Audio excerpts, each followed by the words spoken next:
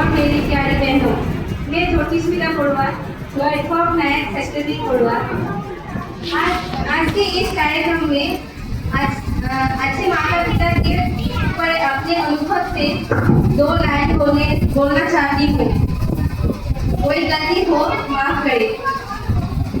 हम अपने बच्चों से जितना बातचीत करेंगे उतना ही उनका दिमाग तेज होगा।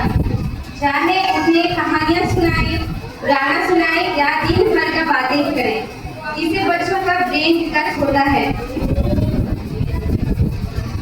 हर माता पिता को अपने बच्चों के साथ खेलना चाहिए। खेलना सिर्फ मनोरंजन नहीं, बल्कि यह बच्चों के लिए दिमागी विकास के लिए भी जरूरी है। अगर बच्चे किसी चीज के बारे में जानना चाहे तो उसे डांटे नहीं, प्यार से समझाएं। आजकल तो हर घर में मोबाइल और टीवी होते ही हैं, लेकिन यह छोटे बच्चों के लिए जहर के काम करते हैं। 2 साल से छोटे बच्चों को मोबाइल ना दिखाए। कोशिश करें खिलौनों से खेले या बाहर ले जाए।